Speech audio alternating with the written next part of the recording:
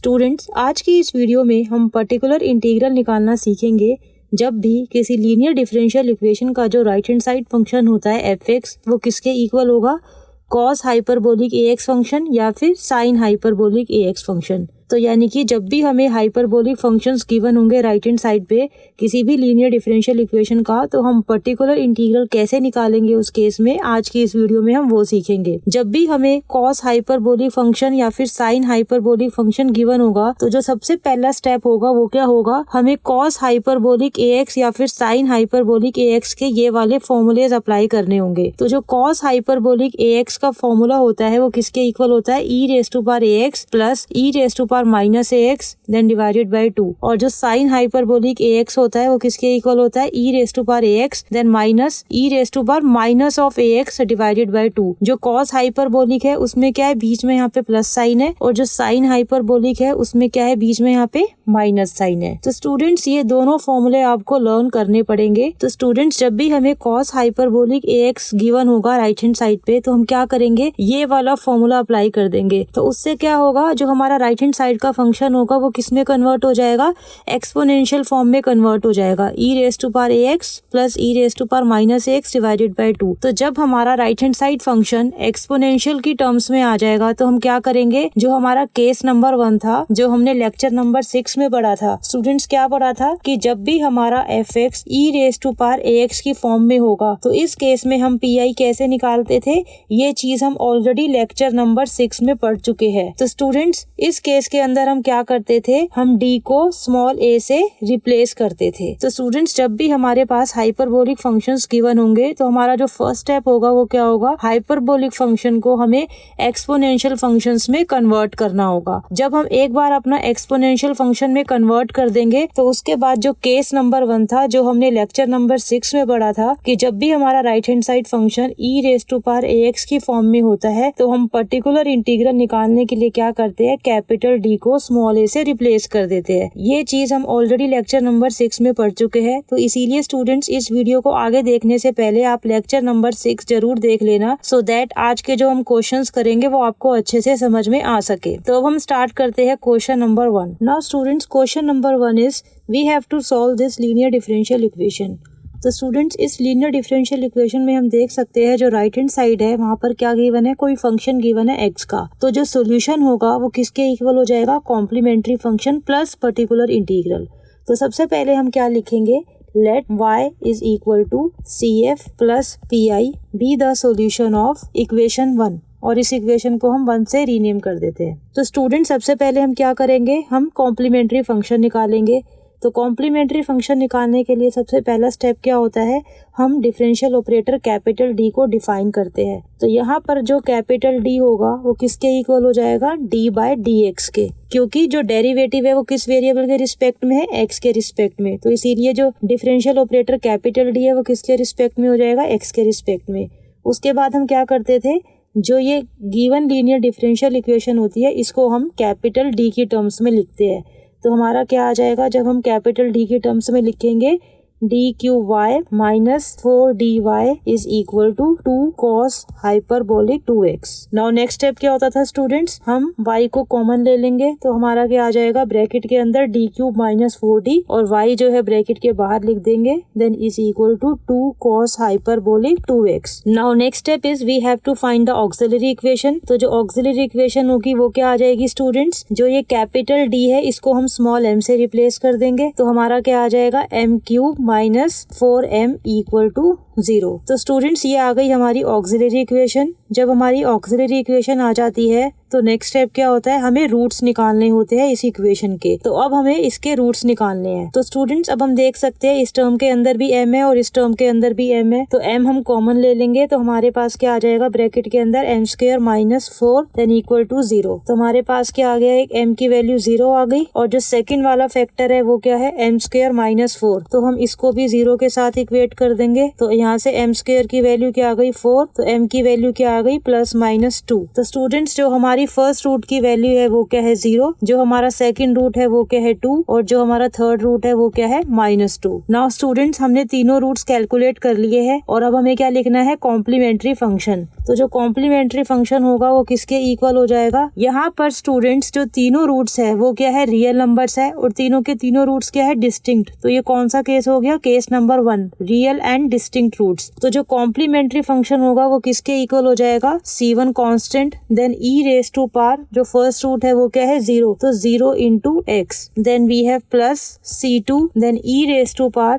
जो second root है वो क्या है 2, तो 2 into x, then plus C3, then e⁻⁴ जो थर्ड रूट है वो क्या है -2, सो -2 into x। सो इसको हम फिर से कैसे लिख सकते हैं, C1 ये जो e⁻⁴ 0x है ये किसके इक्वल होता है 1, तो यहाँ पे हम 1 लिख देंगे, then we have plus C2 e⁻⁴ 2x, then plus C3 e⁻⁻ -2x। तो स्टूडेंट्स ये आ गया complementary function. Now next step is we have to find particular integral. तो स्टूडेंट्स पर्टिकुलर इंटीग्रल निकालने के लिए हम क्या करते हैं, सबसे पहले लिखते हैं PI, then it is equal to 1, then divided by जो ये D वाला एक्सप्रेशन होता है ब्रैकेट के अंदर हम वो लिख देते हैं, तो क्या आ जाएगा हमारा D³ -4D और जो राइट हैंड साइड में फंक्शन है वो क्या है 2 cos हाइपरबोलिक 2x, तो हम इसको यहाँ पे लिख देंगे 2 cos hyperbolic 2x। Now students अब हम नेक्स्ट स्टेप में क्या करेंगे, अब हम देख सकते हैं जो ये फंक्शन गिवन है वो क्या है एक हाइपरबोलिक फंक्शन है। तो सबसे पहले हम क्या करेंगे, हम फॉर्मूला लगाएंगे और इस वाले हाइपरबोलिक फंक्शन को हम एक्सपोनेंशियल फंक्शन में कन्वर्ट कर लेंगे। तो नेक्स्ट स्टेप में हम फॉर्मूला अप्लाई कर देंगे हाइपरबोलिक फंक्शन का, तो हमारा क्या आ जाएगा 1/में D³ -4D, 2 को हम एज इट इज लिख देंगे, then into cos hyperbolic 2x, ये किसके इक्वल हो जाएगा e⁻⁴ 2x, then plus e⁻⁻ -2x, then divided by 2। अब ये 2 से 2 कैंसिल हो जाएगा, तो हमारा किसके इक्वल आ जाएगा 1/में D³ -4D e⁻⁴ 2x plus e⁻⁻ -2x। सो ये फर्दर किसके इक्वल हो जाएगा students, 1/में D³ -4D e⁻⁴ 2x, हम ये वाला ब्रैकेट ओपन कर लेंगे तो क्या आ जाएगा, देन प्लस 1/में D³ -4D और जो नेक्स्ट टर्म है वो क्या है e⁻⁻ -2x, तो यहाँ पे क्या आ जाएगा e⁻⁻ -2x। नाउ स्टूडेंट्स अब हम देख सकते हैं जो हमारी फर्स्ट टर्म है उसमें जो फंक्शन है वो किस टाइप का बन गया e⁻⁴ और जब e⁻⁴ टाइप का फंक्शन होता है तो हम पर्टिकुलर इंटीग्रल कैसे निकालते हैं ये चीज हम डिटेल में लेक्चर नंबर 6 में ऑलरेडी पढ़ चुके हैं। और सेकंड टर्म के अंदर भी जो फंक्शन है वो किस टाइप का है e⁻⁴ तो ये दोनों टर्म्स अब हम इजीली सिंप्लीफाई कर सकते हैं क्योंकि ये चीज हम ऑलरेडी लेक्चर नंबर 6 में पढ़ चुके हैं। तो स्टूडेंट्स जब भी हमारे पास e⁻⁴ टाइप का फंक्शन होता है तो हम क्या करते हैं, कैपिटल D को स्मॉल a से रिप्लेस कर देते हैं। तो यहाँ पे जो a की वैल्यू है इस वाले केस में वो क्या है 2, तो हम क्या करेंगे D की जगह पे 2 पुट कर देंगे। तो स्टूडेंट्स जब हम 2 पुट करेंगे D की जगह पे तो क्या आ जाएगा यहाँ पे 2⁻³ which is 8, then -4 into D की जगह पे क्या लिख देंगे 2, तो ये क्या आ गया 8 - 8, ये तो 0 के इक्वल आ गया। तो यानी कि जब हम D की जगह पे 2 पुट करते हैं तो हमारा डिनोमिनेटर में क्या आ जाता है 0। और स्टूडेंट्स जब भी हमारा डिनोमिनेटर में 0 आता है तो हम क्या करते थे, डिनोमिनेटर वाले फंक्शन का डेरिवेटिव ले लेते हैं। तो नेक्स्ट स्टेप में स्टूडेंट्स हम क्या करेंगे, जो डिनोमिनेटर फंक्शन है उसका हम डेरिवेटिव ले लेंगे। तो जब हम डेरिवेटिव लेंगे इसका तो हमारे पास क्या आ जाएगा, D³ का डेरिवेटिव क्या होता है 3D², देन -4D का डेरिवेटिव क्या आ जाएगा 4, और जो ये e⁻⁴ है इसको हम एज इट इज लिख देंगे। हम एक चीज और करते थे, जिस वाले स्टेप में हम डेरिवेटिव लेते हैं उस स्टेप में हम एक x से यहाँ पे मल्टीप्लाई कर देते हैं, तो यहाँ पर हमारे पास क्या आ जाएगा x। Now we have plus, again हम सेकंड टर्म में देख सकते हैं जो फंक्शन है वो किस टाइप का है e⁻⁴ x, और यहाँ पे जो a की वैल्यू है वो क्या है -2, तो हम क्या करेंगे D की जगह पे -2 लिख देंगे। तो स्टूडेंट्स जब हम D की जगह पे -2 लिखेंगे तो हमारा क्या आ जाएगा -2 का होल क्यूब, देन -4 into -2, तो ये क्या हो जाएगा -8 + 8, तो ये भी किसके इक्वल आ रहा है 0 के इक्वल आ रहा है। तो यानी कि जब हम D की जगह पे -2 लिख रहे हैं तो हमारा डिनोमिनेटर में क्या आ रहा है 0 आ रहा है। तो जब भी स्टूडेंट्स हमारा डिनोमिनेटर में 0 आता है तो हम क्या करते हैं, हम डेरिवेटिव ले लेते हैं नेक्स्ट स्टेप में।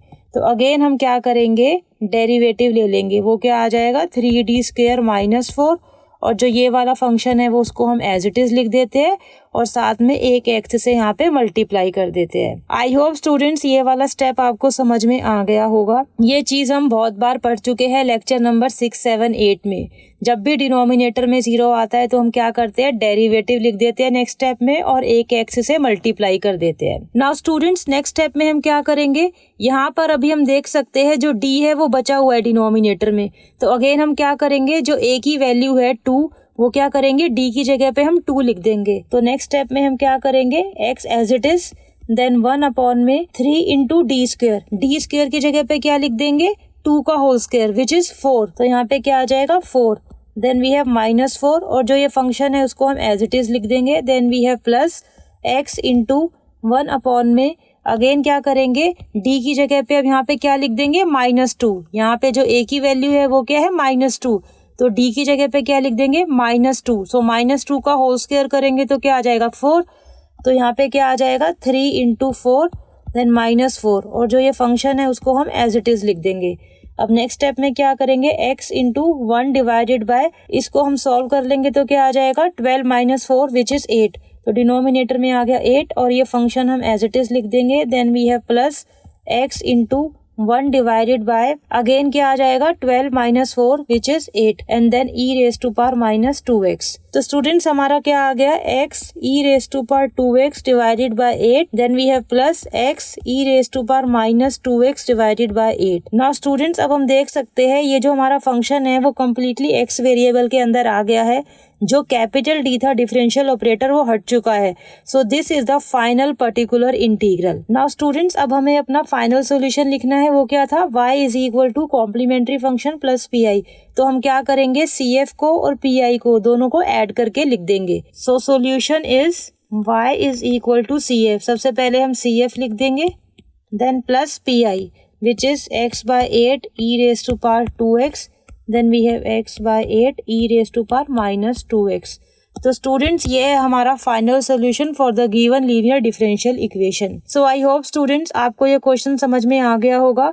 तो जब भी हमें हाइपरबोलिक फंक्शन गिवन होता है तो हमें क्या करना होता है, फॉर्मूला अप्लाई करके उसे एक्सपोनेंशियल फॉर्म में कन्वर्ट करना होता है, और उसके बाद जो हमने लेक्चर नंबर 6 में पढ़ा था e⁻ax वाला केस वो अप्लाई करना होता है। नेक्स्ट हम करते हैं question number 2। Now students in question number 2 we have to find the solution for this linear differential equation. Now students जो राइट हैंड साइड है उसमें क्या है, कोई फंक्शन गिवन है x का, तो जो सॉल्यूशन होगा वो किसके इक्वल हो जाएगा, CF प्लस PI।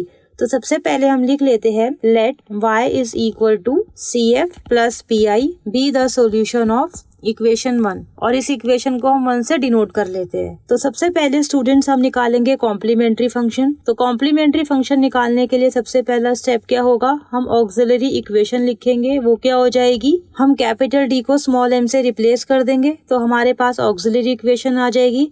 तो हमारे पास क्या आ जाएगा, m² plus 13m plus 36 equal to 0। तो स्टूडेंट्स ये आ गई ऑक्सिलरी इक्वेशन। इसके बाद हम क्या करते हैं, हम इस इक्वेशन के रूट्स निकालते हैं। तो हम देख सकते हैं ये क्या है, एक क्वाड्रेटिक इक्वेशन है। तो हम क्या करेंगे, मिडिल टर्म को स्प्लिट करके इसके रूट्स निकाल लेंगे। तो हमारे पास क्या आ जाएगा, m² plus 9m plus 4m plus 36 equal to 0। Then we have m common ले लेंगे तो हमारे पास क्या आ जाएगा, m प्लस 9, और यहाँ से हम 4 कॉमन ले सकते हैं तो हमारे पास आ जाएगा m plus 9 equal to 0। Then we have m plus 4 m plus 9 equal to 0। तो m की वैल्यू क्या आ गई, -4, और जो दूसरी m की वैल्यू है वो क्या आ गई, -9। तो स्टूडेंट्स जो हमारा फर्स्ट रूट है वो क्या है, -4, और जो सेकंड रूट है वो क्या है, -9। अब हमें क्या लिखना है, कॉम्प्लीमेंट्री फंक्शन। ये दोनों रूट्स क्या है स्टूडेंट्स, रियल नंबर्स है और अलग अलग है। तो कौन सा केस हो गया, ये real and distinct roots, case number 1। तो जो कॉम्प्लीमेंट्री फंक्शन होगा वो किसके इक्वल हो जाएगा, सबसे पहले कांस्टेंट C1, देन e⁻, जो फर्स्ट रूट की वैल्यू है वो क्या है, -4। तो यहाँ पे क्या आ जाएगा, -4 इंटू में x, देन प्लस C2 दूसरा कांस्टेंट, देन e⁻, जो सेकंड रूट की वैल्यू है वो क्या है, -9। So -9 into x। तो स्टूडेंट्स ये आ गया हमारा complementary function. Now next we have to find the particular integral. तो स्टूडेंट्स PI किसके इक्वल हो जाएगा, 1 डिवाइडेड बाय, हम डिनोमिनेटर में क्या लिखते हैं, ये जो d के अंदर एक्सप्रेशन गिवन होता है ब्रैकेट के अंदर हम वो लिख देते हैं। तो हमारे पास क्या आ जाएगा, d² प्लस 13d प्लस 36, और जो फंक्शन गिवन है वो क्या है, e⁻⁻4x plus sine hyperbolic of x। उसके बाद हम क्या करेंगे, यहाँ पर अब हम देख सकते हैं दो फंक्शंस गिवन है और बीच में क्या है, प्लस का साइन। तो ये जो ऑपरेटर है स्टूडेंट्स हमारा, हम इसके ऊपर अप्लाई करेंगे, देन प्लस इसके ऊपर अप्लाई करेंगे। तो हम इंडिपेंडेंटली लिख लेते हैं। तो हमारे पास क्या आ जाएगा, 1/d² plus 13d plus 36 e⁻⁻4x, then we have plus, then 1 divided by d² plus 13d then plus 36, और यहाँ पे क्या आ जाएगा, sine of hyperbolic x। Now next step में क्या करेंगे स्टूडेंट्स, अब जो फर्स्ट स्टेप है हमारी, उसमें आप देख सकते हो जो हमारा फंक्शन है वो किस टाइप का है, e⁻ax। तो जब भी हमारा फंक्शन e⁻ax टाइप का होता है तो हम क्या करते हैं, d की जगह पे a की वैल्यू लिख देते हैं। यहाँ पे a की वैल्यू क्या है, -4, तो हम क्या करेंगे, d की जगह पे -4 लिख देंगे। तो स्टूडेंट्स जब आप d की जगह पे -4 लिखोगे तो यहाँ पर हमारा 0 आ जाएगा। ये चीज आप चेक कर लेना, जब आप d की जगह पे -4 लिखोगे तो आपका यहाँ पर 0 आ जाएगा। तो जब भी डिनोमिनेटर में 0 आता है तो हम क्या करते हैं, हम डेरिवेटिव ले लेते हैं। तो नेक्स्ट स्टेप में हम क्या करेंगे, इसका डेरिवेटिव ले लेंगे। तो जब हम डेरिवेटिव लेंगे तो क्या आ जाएगा, सबसे पहले d² का डेरिवेटिव क्या होगा, 2d, देन उसके बाद 13d का डेरिवेटिव क्या होगा, 13, और 36 का डेरिवेटिव तो 0 हो जाएगा। और जो ये फंक्शन है e⁻⁻4x को एज इट इज, और जिस स्टेप में भी हम डेरिवेटिव लेते हैं तो उस स्टेप में हम क्या करते हैं, x से मल्टीप्लाई भी कर देते हैं एक, then plus. Now second term के अंदर स्टूडेंट्स अब देख सकते हैं जो फंक्शन है वो क्या है, हाइपरबोलिक फंक्शन है। तो जब भी हाइपरबोलिक फंक्शन होता है तो हम क्या करते हैं, हम फॉर्मूला अप्लाई करते हैं और हाइपरबोलिक फंक्शन को एक्सपोनेंशियल फंक्शन में कन्वर्ट करते हैं। तो स्टूडेंट्स इस वाले स्टेप में हम फॉर्मूला अप्लाई करेंगे। सबसे पहले 1 divided by d² plus 13d plus 36, इसको तो हम एज इट इज लिख देंगे, और जो साइन हाइपरबोलिक x है वो किसके इक्वल हो जाएगा, e⁻x minus of e⁻−x divided by 2। Now next step में हम क्या करेंगे, x एज इट इज, देन 1 में, अब हम देख सकते हैं यहाँ पे डिनोमिनेटर के अंदर d बचा हुआ है, तब हम क्या करेंगे, d की जगह पे -4 पुट कर देंगे। तो जब हम d की जगह पे -4 पुट करेंगे तो क्या आ जाएगा, 2 × -4 विच इज -8।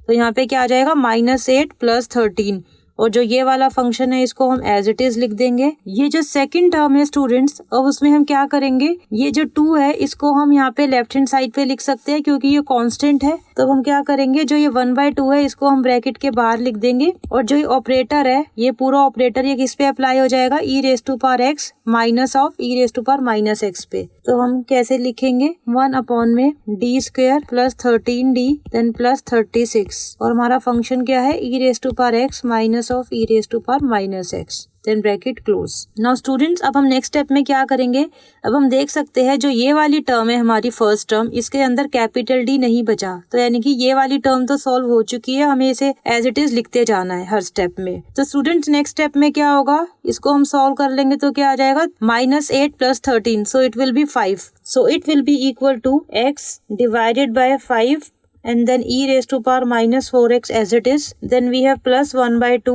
then bracket में 1 में d² प्लस 13d प्लस 36, और ये किस पे अप्लाई होगा, e⁻x पे, देन माइनस ऑफ 1 में d² plus 13d plus 36 e⁻−x, then bracket close. तो स्टूडेंट्स हमने नेक्स्ट स्टेप में क्या किया, इस वाली टर्म को हमने एज इट इज लिख दिया और जो ये ब्रैकेट था इसको ओपन कर लिया। नाउ स्टूडेंट्स अब हम नेक्स्ट स्टेप में क्या करेंगे, जो हमारी फर्स्ट टर्म है उसको तो हम एज इट इज लिख देंगे, then we have plus 1/2, then bracket के अंदर। नाउ स्टूडेंट्स अब हम देख सकते हैं यहाँ पर जो फंक्शन है वो किस टाइप का है, e⁻ax, और a की वैल्यू क्या है यहाँ पे 1, तो हम क्या करेंगे नेक्स्ट स्टेप में d की जगह पे 1 लिख देंगे। तो जब हम d की जगह पे 1 लिखेंगे तो हमारा क्या आ जाएगा, 1 plus 13 plus 36, so it will be equal to 50। तो हमारा क्या आ गया, 1/50, और जो फंक्शन है उसको हम एज इट इज लिख देंगे e⁻x, then we have minus. अब इस टर्म के अंदर हम देख सकते हैं जो फंक्शन है वो क्या है, e⁻ax टाइप का है अगेन, और जो a की वैल्यू है वो क्या है, -1, तो d की जगह पे हम क्या लिखेंगे, -1। तो जब हम d की जगह पे -1 लिखेंगे स्टूडेंट्स तो क्या आ जाएगा हमारा 1 - 13 + 36, so it will be equal to 24। सो हमारा क्या आ गया 1 divided by 24 e⁻⁻x, then bracket close. Now students अब इस वाले स्टेप में हम देख सकते हैं जो डिफरेंशियल ऑपरेटर d था वो हट चुका है, पूरा का पूरा फंक्शन किसकी टर्म्स में आ चुका है, x की टर्म्स में। So this is the final particular integral. Now students अब हम लिखते हैं अपना फाइनल सॉल्यूशन। सो हम कैसे लिखते हैं students final solution? Solution is y is equal to CF + PI। तो हमारा CF ये था, तो सबसे पहले हम CF की वैल्यू लिख देंगे, वो क्या है C1 e⁻⁻4x, then we have C2 e⁻⁻9x। उसके बाद हम PI ऐड कर देंगे तो क्या आ जाएगा +x/5 e⁻⁻4x, देन प्लस हम इस ब्रैकेट को ओपन करेंगे तो क्या आ जाएगा 1 divided bye 100 e⁻x, then minus 1 divided by 24 into 2 which is 48. So 48 e⁻⁻x। तो स्टूडेंट्स ये आ गया हमारा final solution for the given linear differential equation. So I hope students आपको दोनों क्वेश्चंस अच्छे से समझ में आ गए होंगे, बट स्टिल अगर आपको कोई भी डाउट है तो आप ईमेल या कमेंट करके पूछ सकते हैं। स्टूडेंट्स अगर आपको ये वीडियो अच्छी लगी then please like, comment, share and subscribe my YouTube channel. Thank you.